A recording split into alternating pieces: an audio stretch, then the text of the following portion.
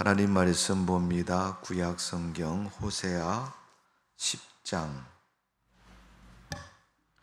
9절에서 15절입니다. 구약 성경 호세아 10장 9절에서 15절입니다. 제가 가진 성경은 1265면에 있습니다. 호세아 10장 9절에서 15절까지 저 여러분 한 절씩 교독을 합니다. 이스라엘아, 내가 기브아 시대로부터 범죄하였더니 지금까지 죄를 짓는구나. 그러니 범죄한 자손들에 대한 전쟁이 어찌 기브아에서 일어나지 않겠느냐?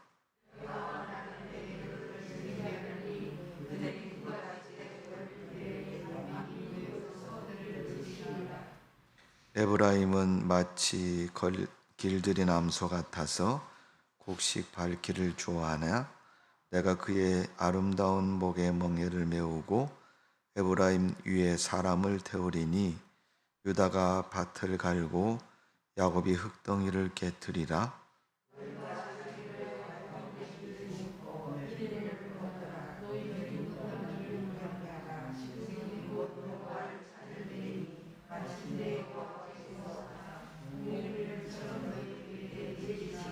너희는 악을 바꿔라.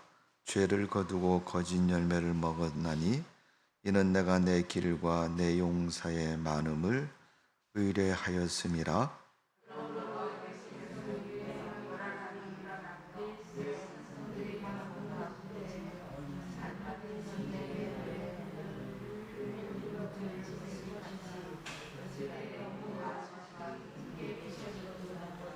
다같이 너희의 큰 악으로 말미암아 베델이야 이같이 너희에게 행하리니 이스라엘 왕 새벽에 정령 망하리로다. 아멘. 할렐루야. 네, 지난 3일 동안 잘 지내셨습니까? 자, 오늘은 호세아의 말씀을 가지고 오늘 본문 12절에 보면 이렇게 기록되어 있습니다.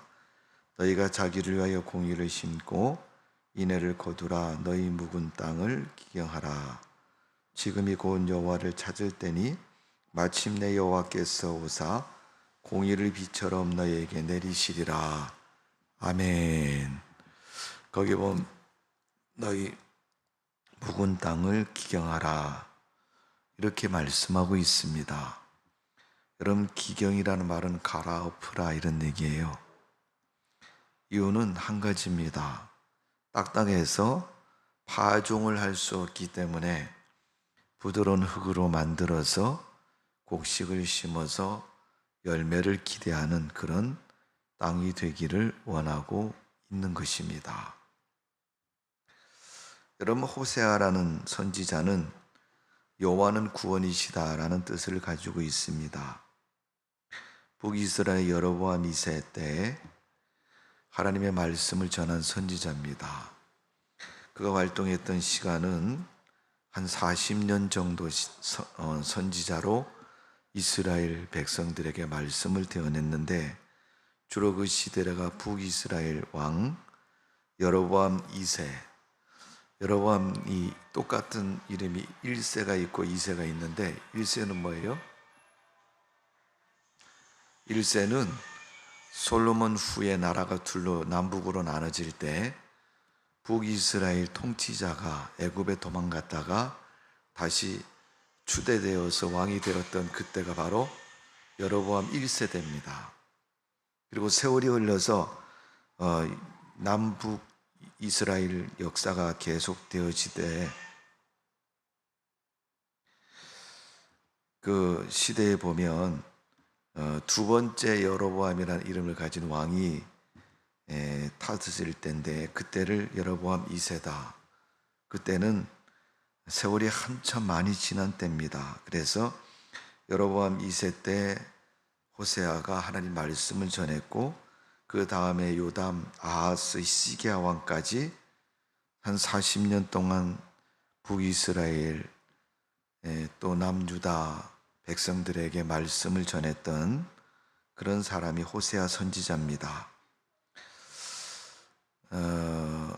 조금 제가 생각해도 미스테리한 생각이 드는 부분이 하나 있는데, 그게 뭐냐 하면 우리가 구약 성경에 보면 호세아서가 있어요. 그리고 오늘 우리가 읽은 부분이 10장 이죠. 10장 앞에 쪽에 보면 무슨 내용이 있냐면 이 호세아 선지자가 장가를 가고 결혼을 했습니다. 근데 그 결혼한 여자가 이름이 뭐냐면 고멜이라는 여자예요. 여러분, 고멜이 누군지 알죠? 고멜이 사람 이름입니다. 사람 이름인데, 왜 여러분 그 고멜이라는 여인이 그냥 평범한 여인이었으면 열왕기 상하에서는 왕들의 어머니에 대한 기록이 굉장히 관심 있게 기록되어 있죠. 어떤 왕의 어머니는 누구다. 그리고 그 사람이 사마리아 사람이다, 예루살렘 사람이다, 이렇게 표현되어 있잖아요. 그러니까 정통성을 말하는데, 신앙의 정통성을 가진 어머니들에 대한 이야기가 왕의 이름과 같이 기록이 되어 있어요. 그러니까 여러분, 신앙의 이유는 그냥 된 게 아니에요, 여러분. 우리가 볼 때 어떤 사람이 참 믿음이 좋아 보인다, 그러면 그 믿음이 저절된 게 아니라는 거예요. 사도 바울이 디모데를 칭찬하면서 그런 말 하죠. 디모데 전후서에 보면 내 믿음이 어디서 났는지 나는 알고 있다, 그러면서 디모데의 믿음을 뭐라 그래요? 그의 외조모의 믿음이다, 그렇게 얘기를 합니다. 열왕기 상하도 이스라엘 왕들의 이름을 거론하면서 그 어머니의 이야기를 말하는 것은 신앙의 이야기를 말하는 거예요. 여러분 어떠세요? 내가 정말 믿음이 좋고 믿음으로 우리 자식들을 잘 길렀더니 그들이 이 다음에 훌륭한 하나님의 일꾼이 되었다. 교회에서도 세상 가운데서도 이름이 들으면 알만한 그러한 훌륭한 믿음의 사람이 되었다면 얼마나 자부심이 큽니까, 여러분? 얼마나 기쁩니까, 여러분? 우리 아들이 이런 좋은 믿음의 사람이 됐어.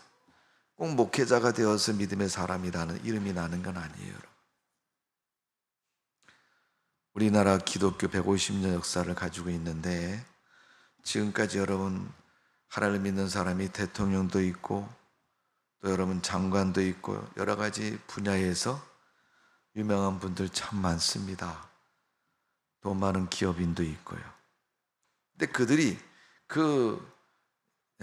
아름다운 하나님의 이름을 나타냄에 있어서는 그분이 목회자다라는 법칙은 없습니다. 장로님으로 하나님의 거룩한 역사를 드러낸 분도 있고요. 그냥 평범한 집사님으로, 아니면 그런 것도 아닌 그냥 성도라는 이름을 가지고도 하나님의 거룩한 이름을 드러낸 그런 분들이 참 많습니다. 오늘 본문에 보면 이스라엘 역사 중에 하나님의 진리의 복음 중에 여러분 호세 역할은 굉장히 큽니다. 근데 이 호세아가 결혼한 여인이 고멜이라는 여인입니다. 우리가 성경을 읽어보면 고멜은 어떤 사람이라 그래요? 음란한 여인이라 그랬어요. 여호수아서에 보면 기생 라합이 나오는데 그것처럼 음행을 저지른 그런 여인이다. 그리고 그 여인을 통해서 낳은 자녀들의 이름도 하나님이 네 아들 낳으면 이렇게 지어라 이름을 주었는데 그 이름 뭐예요?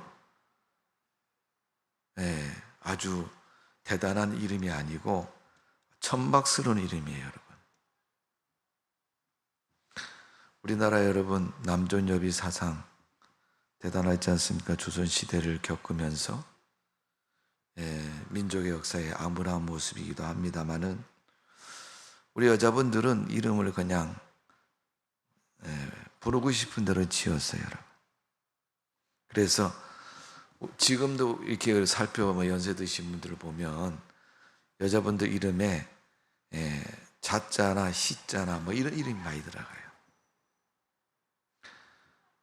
아까도 여러분 잠깐 차를 타러 오면서 우리 사모님이 그랬는데 친구 중에 남동생이나 또 이렇게 남자를 원하는 그런 가정에서 여자분들의 이름을 어떻게 해요?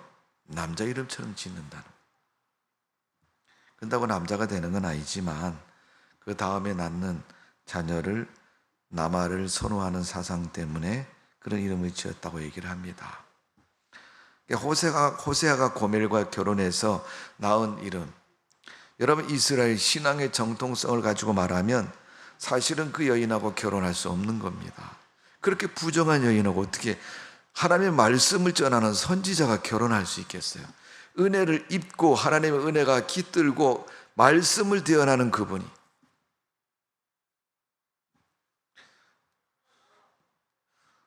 여러분은 어떻게 생각하시는지 모르지만 우리 교회 목사님이 몇 월 며칠 날 결혼식을 한대. 그래서 온 교인이 우리 목사님 결혼하신대. 그래서 결혼식장에 쫙 모였어요. 모였는데 그날 목사님은 신랑이고 신부가 있을 거 아니에요, 그죠? 근데 그 신부가 그 동네에서 많은 사람들에게 손가락질 받는 사람이다. 예를 들어서 어느 날을 보니까 어떤 남자랑 뭐 어디서 봤다. 아니면 또 들리는 말에 의하면 누구랑 같이 살림을 하다가 동거하다가 헤어졌다. 근데 그 사람하고 목사님하고 결혼한다. 그러면 여러분 얼만큼 용납하시겠어요?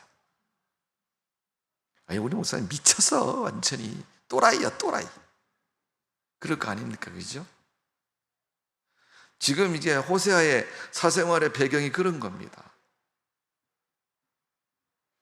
근데 그것을 하나님이 결혼하라고, 그 여인과 결혼하라고 얘기하셨고 허락하셨고, 또 그 자녀들 이름도요 은혜가 안 되는 이름을 지은 거예요. 여러분 자녀가 뭐 요즘 우리가 기독교인들은 그 참 복이 있는 이름을 지으려고 참 많이 해요. 성에다가 뒤에 이름을 뭐 은혜, 뭐 또 사라, 또 남자아이들은 뭐 요셉, 요한, 뭐 이런 이름을 많이 붙이더라고요. 왜? 기독교식으로 신앙 이름을 짓는다고. 근데 그런 이름이 아니고 뒤에다가 김, 사탄 이렇게 지어보세요. 완전 미쳤다 그러죠. 근데 여러분 호세아 아들들의 이름을 하나님께서 그런 식으로 붙이라고 그랬어요. 마귀라고 붙이라고 그러고 사탄이라고 붙이라고 그러고 음란이라고 붙이고 도적이라고 붙이고 뭐 이렇게 붙이라고 가정에서 얘기를 했다고 봅시다, 여러분. 그러면 어떻게 했어요? 저는 이 호세아서를 읽으면서 참 아이러니한 부분이 그런 부분이에요. 하나님이 왜 저런 사람을 쓰셨으며 또 그런 결혼도 허락했을까? 유대의 정통적인 삶의 모습을 보면 그렇지 않은데, 하나님이 선교를 강조하시고 선교를 말씀하시잖아요. 하나님 믿는 사람은 삶이 구별되어야 된다고. 깨끗한 삶이고 죄악과 거리가 먼 삶이고, 그런데 그런 삶을 살아야 되는 성도가 음란하고 간음하고 세상 사람들도 손가락질하는 그런 사람하고 부부가 돼서 인생을 살라고 하나님이 허락하셨다면 무슨 이유 때문에 그렇게 하셨겠느냐 하는 거예요. 근데 이 미스테리가 내 일이 아니라고 생각하면요 절대 답을 거기서 찾을 수가 없어요. 왜 그랬을까? 근데 하나님의 사람인 호세아, 선지자인 호세아에게 하나님이 그런 삶의 배경을 허락하시고 그렇게 그 삶을 이어가도록 하신 것은 이스라엘 백성들에게 깨달음을 주기 위해서 그런 모습을 세우신 거예요, 여러분. 그러니까 쉽게 얘기해서 호세아 너 죽도록 손가락질 받고 고생하는 그 모습을 통해서 하나님은 역설적으로 이스라엘 백성들아, 지금 이 호세아의 모습이 아니고 너네들 모습이다, 이런 얘기죠. 하나님 믿는다고 말하면서도 하나님을 제대로 섬기지 않는 이스라엘 백성들의 죄악을 가득 품고 있는 너희들의 영적인 상태고 신앙의 모습이라는 것을 말씀하고 있는 거예요, 여러분. 그래서 우리가 호세아서를 읽을 때는요, 이 정말 이해할 수 없는 그런 모습이 혹시 내 모습이라면, 내가 지금 살아가고 있는 이 세상에서의 나의 모습이라면 어떨까 하고 우리 자신의 신앙, 영적인 상태를 한번 헤아려 볼 수 있는 깊은 스스로의 믿음의 성찰이 필요한 것입니다. 오늘 여러분, 호세아는 그렇게 말씀을 전했고 그 모습, 자기 삶의 모습을 통해서 이스라엘의 영적인 상태와 하나님을 떠난 이스라엘 백성들의 그 가치관과 삶의 모습을 대변했던 시대적인 하나님의 사람입니다. 그래서 민족적으로 지금 호세아가 말씀을 전했던 이스라엘 백성들의 믿음의 상태는 예배의 대상인 하나님을 떠나서 우상을 섬겼고 바알 신상을 섬겼을 뿐 아니라 그들은 도덕적으로 부패하고 타락하고 음란하고 어지러운 무질서한 그러한 삶을 지금 살고 있는 것입니다. 그래서 하나님 마침내 그들에게 위기를 주십니다. 근데 오늘 본문에 우리가 읽은 말씀은 전쟁에 대한 이야기가 나오는 거죠. 너네 땅에 전쟁이 발발한다. 그래서 막 짓밟아 버린다. 여러분, 전쟁을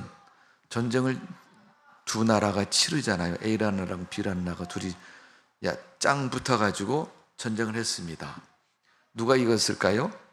힘센 사람이 이기죠. 무기 많은 사람이 이기고 힘센 사람이. 그럼 이긴 사람은 이기고 진 사람은 손해입니까? 근데 사실 엄밀히 따져보면 안 그래요, 여러분.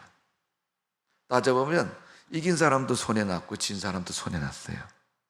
왜냐하면 숫자적인 차이만 있을 뿐이지 이긴 사람도 자기 편 죽은 사람이 있고 진 사람도 자기 편 죽은 사람들이 있는 거예요. 그러니까 양쪽 다 어떻게 해요? 전쟁의 역사는 불행한 역사인 거예요. 하지 말아야 할 역사이고 해서도 안 되는 역사가 바로 전쟁의 역사입니다. 그런데 오늘 본문의 말씀을 보면 그들의 신앙이 망하게 되었으니까, 죄악으로 무너졌으니까 그 땅이 어떻게 황폐해지고 전쟁이 일어나고 못 사는 땅으로 바뀌어진다는 거예요. 여러분, 성경에 보면 이 땅에 대한 개념은 하나님의 축복과 관련되어 있습니다. 그러니까 땅에서 모든 것이 잘 되는 건 뭐예요? 하나님의 축복과 관련되어 있는 거예요. 그러니까 여러분, 땅의 열매는 어디에 달려 있어요? 하늘에 달려 있는 거예요. 아무리 여러분 내가 농사를 열심히 잘 지었다고 해서 남들 1000평 콩 심을 때 나는 10,000평 심었으니까 저 사람 10가마니 거두면 나는 100가마니 거두겠지? 그렇게 생각하지만 이론상으로는 그렇지만은 절대 그렇지 않습니다.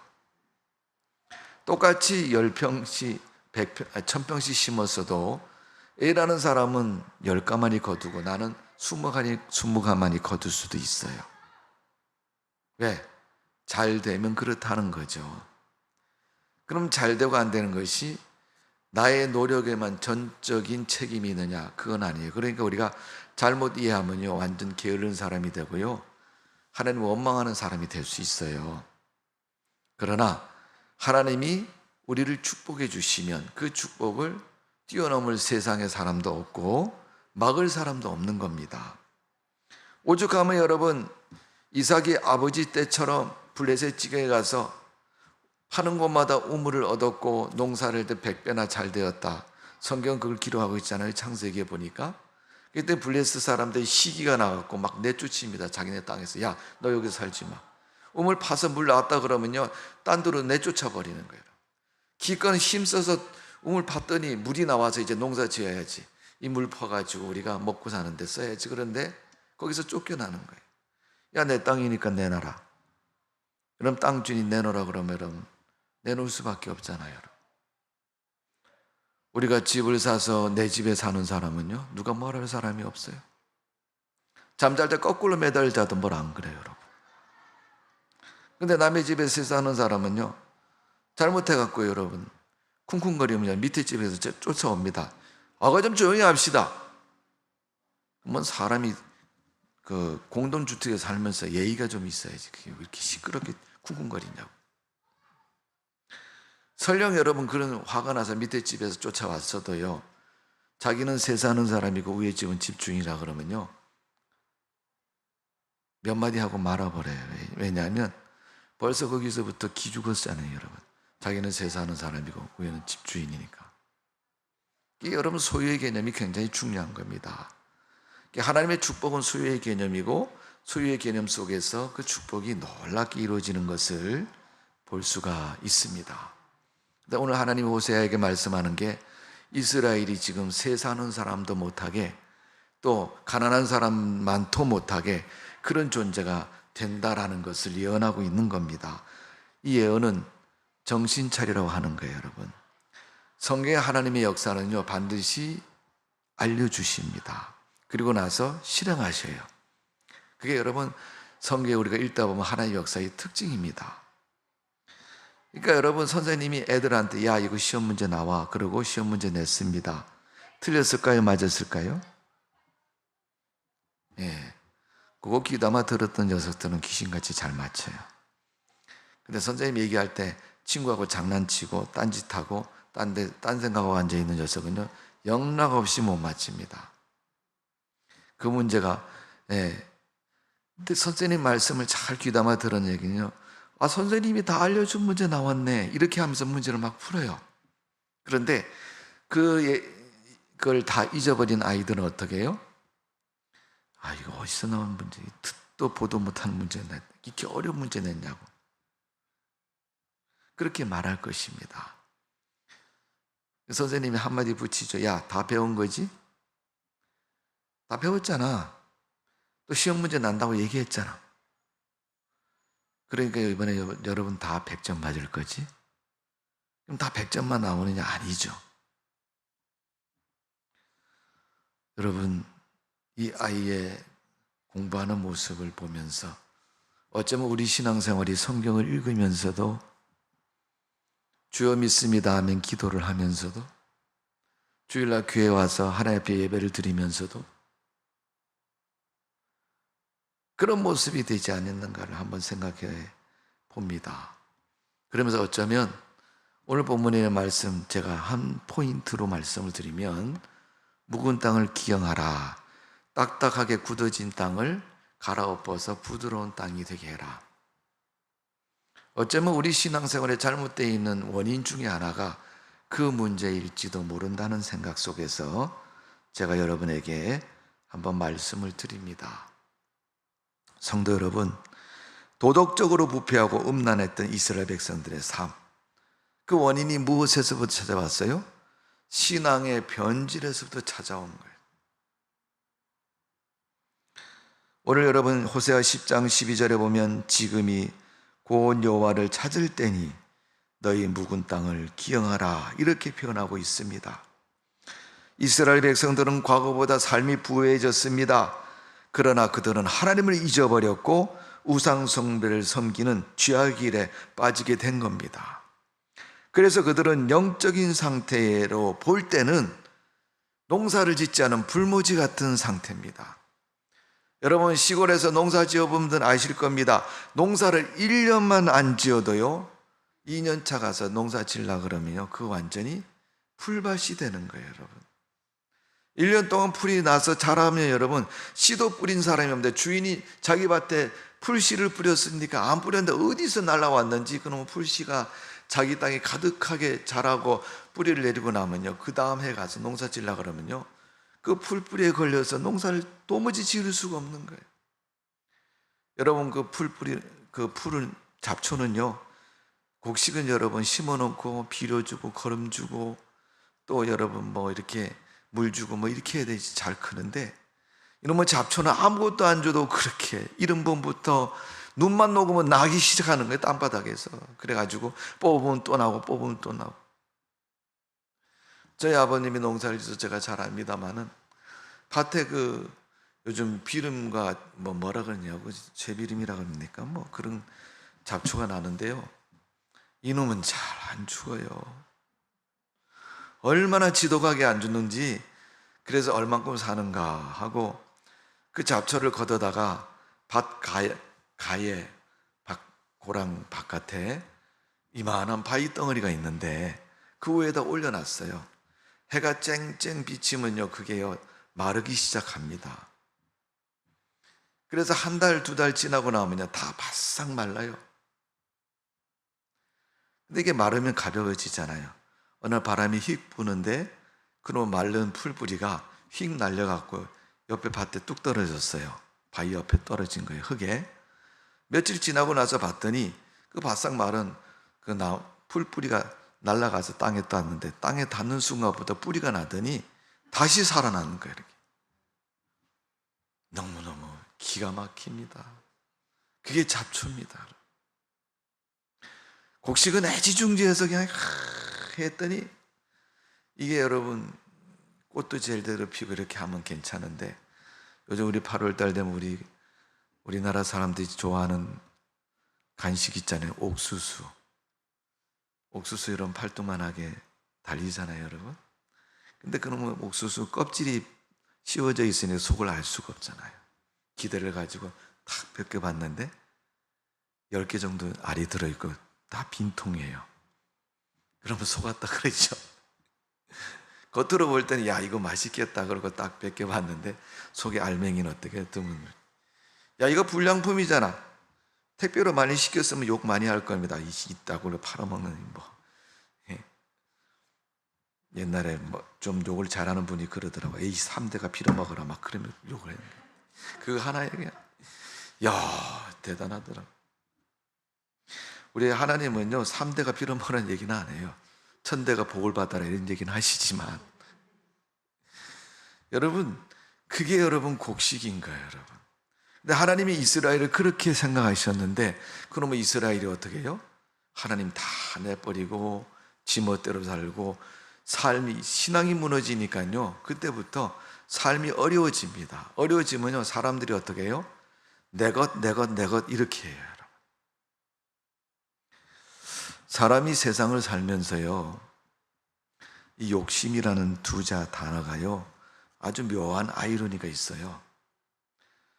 욕심은요 없을 때 욕심을 갖습니까? 있을 때 욕심을 갖습니까?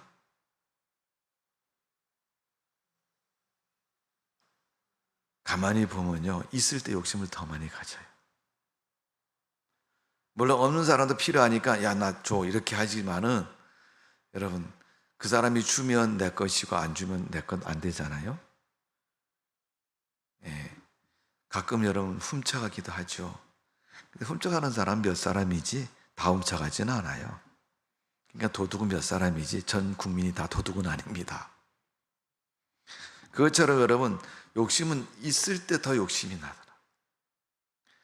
하나님께서 번영을 주시고 그들의 풍성함을 주니까요 점점 더 욕심을 갖기 시작. 이스라엘 백성들이 여러분 광야에 40년 사는 동안 하나님 만나를 시간 맞춰서 딱딱 주십니다. 아침 일찌감치 만나를 주시고 그랬더니 며칠 만나 먹고 몇 개월 지나고 나니까요 그때부터 불평을 합니다. 그 불평은 배고파서 불평이 아니고 뭔 불평이냐면 우리가 애굽에 있었으면 마늘과 부추도 먹을 텐데 이게 뭐냐고 만나 먹어야 되냐고. 네. 여러분 배고픈 사람은 오이지다가요 고춧가루만 넣어서 부벼서 줘도요 야 맛있다 그러면서 먹죠. 배부른 사람은요 오이지다 고춧가루만 넣어서 죽으면요 이거 어떻게 먹냐 이렇게 얘기를 해요. 먹을 것이 없을 때는요 다 맛있어요. 근데 배가 부른 사람은요 먹을 걸 아무리 진수성찬을 차려줘도요 반찬 투정을 하기 시작하는 거예요. 이스라엘 백성들이 가난하고 힘들 때는요 하나님 원망 안 했습니다. 하나님이 주신 땅에서 번영을 누리고 축복을 누리기 시작하니까 그 축복과 번영만큼 불만과 원망이 나오기 시작하는 거예요. 원래 여러분 우리가 사는 시대에 여러분 먹을 것이 없습니까? 잠잘 곳이 없습니까? 우리가 여러분 뭐 거적을 깔고 옛날 60년대 50년대처럼 남의 집에서 다 새를 살아야 되는 그런 입장도 아니고 여러분 어려움과 고통 속에 있는 것도 아니고 다 여러분 열심히 노력하고 최선을 다하며 여러분 누구든지 누릴 수 있는 풍성함을 누리는 이런 시대에 사는데 자살률이 세계에서 몇이고 뭐 교통사고가 세계에서 몇이고 아주 암울한 뉴스가 여러분 탑이 되는 그런 뉴스거리가 너무 많은 세상을 살고 있는 거예요. 다 그런 이후에 그 내면의 원인을 따져보면 못 살아서 생긴 건 아니에요, 여러분. 다 먹고 살만한데 다 속은 영적인 상태는 텅텅 비어서 질병에 들어가지고요 뭐 요즘 애들 그 표현으로 말하면 그런 병을 갖다 뭐라 그래요? 고급병이다, 그렇게 얘기를 하더라고요. 애들이 고급병이래, 고급병. 뭐가 고급 병도 뭐 안 고급, 뭐 천안병이 있고 고급병이냐 그랬더니, 예, 사람들이 그런다는 거예요. 먹고 살만하니까 그래도 그때도 병이 있는데 그 병은 정신병, 자살하는 거, 우울증. 그리고 여러분, 청소년들 가지고 있는 사춘기 질병, 여러분, 그런 사고들이 여러분 과거에 상상 못하는 그런 일들을 막 저지르지 않습니까? 이건 다 신앙이 무너지고 정신적인 세계, 영적인 세계가 무너지니까 생기는 일들인 거예요.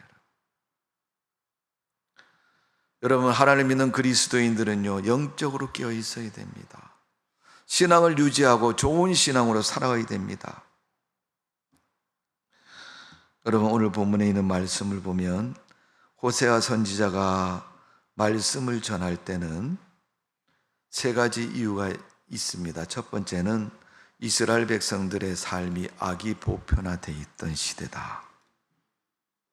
악이 보편화되어 있다는 것은요, 죄가 웬만하면 죄라고 얘기 안 하는 그런 시대를 말하는 거예요. 그리고 나쁜 걸 나쁘다고 얘기하지 않는 세대예요. 어쩌면 칭찬만 있는 시대인지도 몰라요.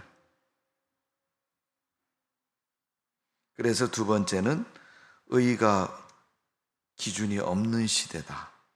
그러니까 칭찬만 있지 나쁜 것을 나쁘다고 얘기하지 않는 그런 시대를 말하는 거죠. 세 번째로 호세아가 말씀을 전할 때 이스라엘 영적인 상태는 신앙적인 지도자가 없는 상태다. 정치적인 지도자, 또 학벌적인 지식을 가진 선생님들 많이 있지만 믿음을 지도하고 믿음을 말하는 믿음의 지도자가, 진정한 지도자가 없는 거예요. 마지막으로 그 시대는 참과 거짓이 구분되지 않는 시대, 애매모호한 시대가 그 시대라고 말합니다. 성도 여러분, 그런 시대의 사람들의 마음은 가시밭과 쑥대밭이 되었다는 거예요. 그들의 영적인 상태는 하나님 앞에서 인정받을 수 없는 그런 상태가 된 겁니다. 그게 바로 묵은 땅입니다. 너희가 신앙이 무너지고 영적인 상태가 무너진 그 묵은 땅을 기어에 없애야 된다, 갈아엎어야 된다는 거예요. 이거 바꾸지 않으면 아무리 예배를 드리고 찬송을 부르고 주일날 교회 와서 앉아 있어도 신앙에 깨어나는 것이 없다는 거예요, 여러분. 왜? 잡초가 너무 많으니까 아무리 옥수수를 심고 팥을 심고 곡식을 심어도 거기서 싹이 나지 못하고 자라지를 못한다는 거예요. 잡초밭에 여러분 곡식은요, 방치하면 다 열매 못 맺고 다 죽습니다. 가시 때문에 죽는 거고 영양을 다 빼앗기기 때문에 죽는 거예요. 그것을 굳이 열매를 맺으려면 잡초를 뽑아내고 딱딱한 땅을 갈아엎어서 부드러운 곳에 곡식을 심고 열매를 거두어야 된다는 겁니다. 그래서 묵은 땅을 기가하는 것은 무엇을 말합니까? 죄로, 불신앙으로 굳어진 우리의 마음, 마치 마취 상태로 된 우리 상태를 깨워야 된다는 거예요. 마취는 시간 되면 깨어나지만 여러분, 죄는 시간 된다고 안 깨어납니다. 불신은 시간 된다고 여러분 언젠가는 믿겠지? 안 믿습니다. 언제 믿게 되냐면 믿는 성도가 빡치게 해가지고 성도의 머리에 피가 나면 그때부터 믿기 시작해요. 오늘 우리가 굳어진 죄악된 심령을 회개를 할 촉구하는 호세아의 그 메시지 속에 아무리 좋은 씨를 뿌려도 수확과 결실을 기대할 수 없는 그런 시대, 죄로 더러워지고 화이 맞은 양심처럼 굳어진 마음밭으로 복음이 자랄 수 없는 그런 시대, 그 굳은 마음을 뒤엎는 것이, 죄의 뿌리를 뽑는 것이, 가시덤불을 제거하는 것이 바로 묵은 땅을 기경하는 모습인 것입니다. 성도 여러분, 우리의 심령이 변화되어야 될 줄로 믿습니다. 근데 어떻게 변화가 됩니까? 천재지변이 일어나면 변화가 됩니까? 아니라는 거예요, 여러분. 네가 스스로 네 그 땅을 기경하려는 거예요. 죄악으로 묵은 땅은 불신의 땅이고 종교적으로 묵은 땅은 바리새인과 같은 땅입니다. 습관적으로 묵은 땅은 뭘 말합니까? 신앙과 생활이 삐뚤어진 사람을 말하는 겁니다. 환경적으로 묵은 땅이 뭡니까? 어려운 시대는 분명히 어느 때나 있습니다. 근데 그 어려운 시대에 어려운 환경을 탓하고 여러분 넘어지면 바로 환경 때문에 묵은 땅이 된 것입니다. 여러분, 소극적인 것은 내 자신이 먼저 회개하는 것을 말하는 것이고, 악을 버리고 내가 죄악의 삶을 떠나서 사는 적극적인 삶. 그러니까 내가 잘못했다 그러고 있는 게 아니고, 잘못했으면 잘못한 걸 버리고 잘된 것을 쫓아서 사는 것을 회개했다고 말하는 것이고, 적극적인 묵은 땅을 기여하는 성도의 삶의 모습이라고 말씀하고 있는 겁니다. 말로만 아니라 행동과 생각과 삶이 전인격적으로 바뀌어져서 하나님이 원하는 그런 사람으로 살아가는 것을 의미해서 가르치고 있는 것입니다. 성도 여러분, 우리가 회개하면 불신이 신앙으로 바뀌어지는 줄로 믿습니다. 그리고 죄가 의롭게 바뀌는 줄로 믿습니다. 악한 것이 선하게 바뀌어지는 줄로 믿습니다. 부정적인 것이 긍정적인 것으로 바뀌어지는 줄로 믿습니다. 세상 사람들 엄마하고 탓하지 마시고, 교회 안에 있는 우리가 먼저 믿음으로 사시고 믿음으로 서시면 세상도 바뀌어지는 역사가 있을 줄로 믿습니다. 묵은 땅을 기경하는 것은 성도들의 신앙을 새롭게 하는 것이지 하나님 안 믿는 불신자를 바꾸는 것이 아닙니다. 두 번째로 묵은 땅을 갈아엎어야 하는 이유는 뭡니까? 예레미야 4장 3절 말씀에 보면 나 여호와가 유다와 예루살렘 사람에게 같이 이르노니 너희 묵은 땅을 갈고 가시던 불 속에 파종하지 말라, 그렇게 말씀하고 있습니다. 가시던 불 속에 파종하지 마라. 거기는 아무리 파종해도 결실할 수 없고 그 곡식이 자랄 수 없다는 겁니다. 여러분, 묵은 땅에 파종하는 것은 돌멩이를 호수에 던지는 것 같다고 말합니다. 열심히 돌 집어넣고 언젠가는 호수의 물이 꿀꺽 넘겠지. 그러나 여러분, 그게 언젠가지만 그 사람 생에서는 끝나지 않은 일입니다. 묵은 땅은 죄로 인해 더러워진 우리 마음을 가르치는 것이고, 그 죄로 인한 우리의 마음을 새롭게 바꾸는 것입니다. 마가복음 4장에 보면 1절에서 20절에 보면 예수님 비유를 말씀하실 때 우리 인간의 마음을 밭이라고 표현하셨습니다. 예수님은 거기서 4가지 밭을 말합니다. 첫 번째는 길가밭을 말하고 있고, 두 번째는 가시던 불을 말하고 있고, 세 번째는 돌짝밭을 말하고 있습니다. 이 3가지 밭이 아닌 좋은 밭을 옥토라고 말씀하고 있습니다. 이 4가지 밭 중에서 열매를 맺고 소출을 얻은 땅은 바로 좋은 밭인 것입니다. 여러분, 묵은 땅을 기경하는 것은 내 마음의 밭이 지금 옥토로 되어졌는가를 살피는 것이고, 목표가 거기까지 있는 것입니다. 오늘 여러분, 우리 마음의 밭에 있는 잡초를 제거하시고 시대의 물결을 통해서 찾아오는 오염된 그러한 불신앙을 멀리하고 예배 행위에 있어서 하나님 원치 않는 바리새인과 같은 그런 신앙을 버리고 우리 신앙이 순결하고 온전한 모습으로 바로 서는 성도의 마음이 되어져야 될 줄로 믿습니다. 여러분, 농사 지을 수 있는 땅 100평을 소유하는 게 좋습니까? 아무것도 심지 못하는 돌짝밭 10,000평을 가지고 있는 게 좋겠습니까? 목사님, 그래도 세월이 지나고 나면 언젠가는 부동산이 오르려면 그래도 10,000평짜리가 한가닥 하지 않겠습니까? 많이 차지하고 계십시오.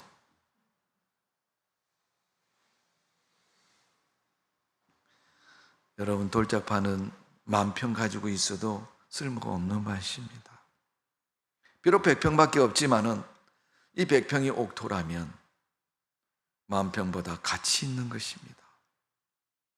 온 세상 사람들이 다 예수 믿고 구원받고 하나님의 거룩한 백성들이 되면 대한민국 5천만 국민이 다 기독교인이 되면 이 땅의 죄가 없어질까요? 안 없어질까요? 누가 그것을 답할 수 있겠습니까? 다 맞다고 말하지만, 다 교회 다닌다고 말하지만 그 속에도 묵은 땅이 있기 때문에, 다 옥토가 아니기 때문에 어려운 것입니다. 성도 여러분, 어려운 것이기 때문에 어렵다고 말하지 마시고 우리 자신만이라도 먼저 옥토가 되어서 하나님이 원하는 그런 주의 백성으로 살아가는 성도가 되어지기를 주님의 이름으로 축원합니다. 오늘 여러분, 주님은 말씀하고 계십니다. 무엇이 믿음의 마음을 잃게 했느냐? 마귀가 잃게 했고 불신앙이 잃게 했고, 어쩌면 내가 교회 오랫동안 다닌 신앙의 그 연조 때문에 내 신앙 변질되고 잊어버렸는지 모릅니다. 또 비교의식 때문에 저 사람이랑 나랑 같이 교회 다니고 쟤도 집사 나도 집사인데 가만히 보니 쟤는 주일날 밥 먹듯이 빠지고 나는 주일날 꼬박꼬박 잘 지켰는데, 어느 날 목사님이 아무개 집사님 하나님이 축복해 주세요, 개인 기도를 해주더랍니다. 그래서 뭔 얘기인가 알아봤더니 그 사람이 이번에 교회에 에어컨을 사놨대요. 그래가지고 목사님이 너무 좋아서 하나님 우리 아무개 집사님 에어컨 준데 하나님이 축복해 주세요. 내가 보니 걔는 11조를 1년에 2번밖에 안 하고 나는 매월 11조를 했는데 하나님 앞에서 계명처럼 의무사항처럼 잘 지켰던 나는 도대체 뭘 한 사람인가, 이런 생각이 들었다는, 스스로 시험에 빠진 거죠. 여러분, 쓸데없는 비교의식, 내 마음판을 굳건한 마음으로 바꿨다면 그거 갈아엎어야 됩니다. 어렵지만 힘들지만 바꿔야 됩니다. 나의 내적 외적인 요인들 때문에 내가 묵은 땅이 되고 불신앙의 마음이 되었다면 다 버려야 돼요. 성도 여러분, 우리는 아는 지식에 대해서 묵은 땅이 되지 말아야 됩니다. 나 알아, 다 알아, 나 그거 알아. 몰라서 신앙생활을 못하는 사람은 없습니다. 여러분, 실천이 안 돼서 못하는 거지. 열왕기상 3장 12절에 보니까 솔로몬 왕이 1000번제를 드립니다. 그때 하나님이 솔로몬에게 그럽니다. 내가 내 말대로 하여 내게 지혜롭고 총명한 마음을 주노니 내 앞에도 뒤에도 너 같은 자가 일어남이 없을 것이다. 이렇게 말씀하셨어요. 그러니까 여러분, 솔로몬이 하나님이 내게 지혜와 총명을 준다고 그러니까요, 하나님의 지혜를 가지고 살아가니까 여러분, 땅덩어리는 작아도 여러분, 큰 나라 왕들이요, 그 지혜 배우려고요 돈 싸들고 찾아왔습니다. 그리고 하는 말이 뭐냐면, 솔로몬, 내가 이번에 당신에게 와서 지혜를 배우는데 이게 너무 이게 커서 내가 갚을 길이 없으니까 1년에 한 5번씩 여름하고 겨울하고 우리나라 땅에 아주 경치 좋고 전원주택처럼 아주 편안하고 조용하고 좋은 별장이 있는데 거기 1년에 한 2번씩 와서, 요즘 뭐 나오잖아요, 상조만 가입해도 무슨 어디에 뭐 예약해서 쓰라는 것처럼 와서 거기에 당신이 좀 쉬었다 가도 내가 허락해 준다고, 막 이렇게까지 다 지혜 때문에 생긴 일이잖아요. 성도 여러분, 세상적인 지혜 밟지 마시고 믿음의 지혜를 가지시기를 바랍니다. 두 번째, 정성적인 면에서 우리가 묵은 땅을 기경해야 됩니다. 거칠고 험악한 우리 마음이 부드럽고 좋은 마음이 되어야 된다는 것을 말합니다.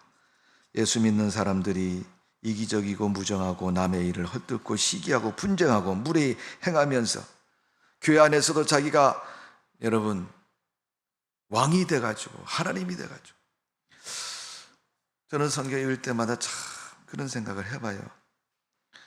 성경을 읽는데 참 조심스럽게 생각되는 게 하나 있는데 뭐냐면, 읽으니까 알잖아요, 여러분.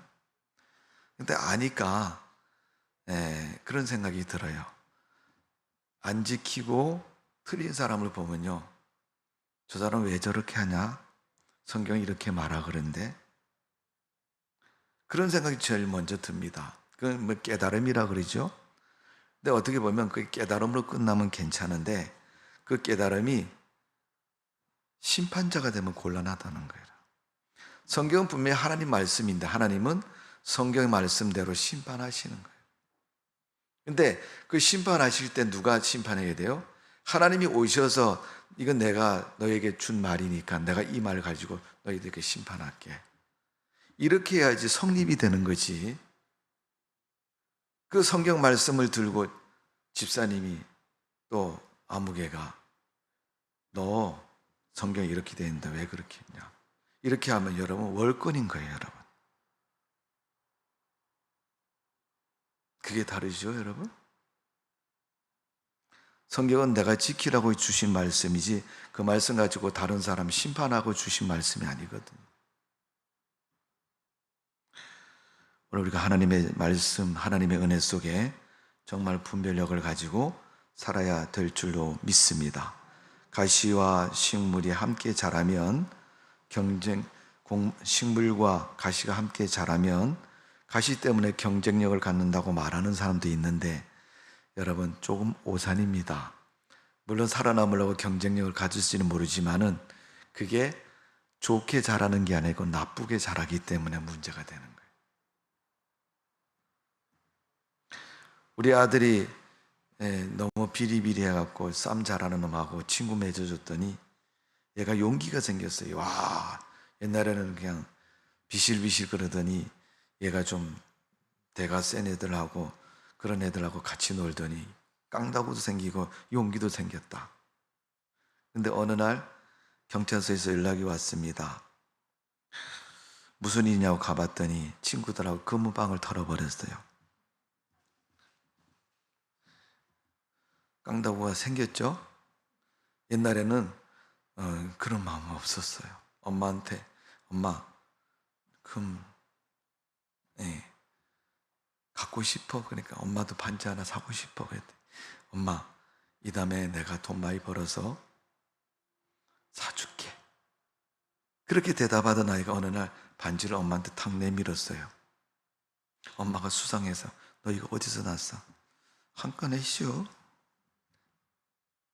이건 아니잖아요, 여러분. 마지막으로 우리가 미군 땅을 기근하는 호세아 6장 4절 말씀입니다.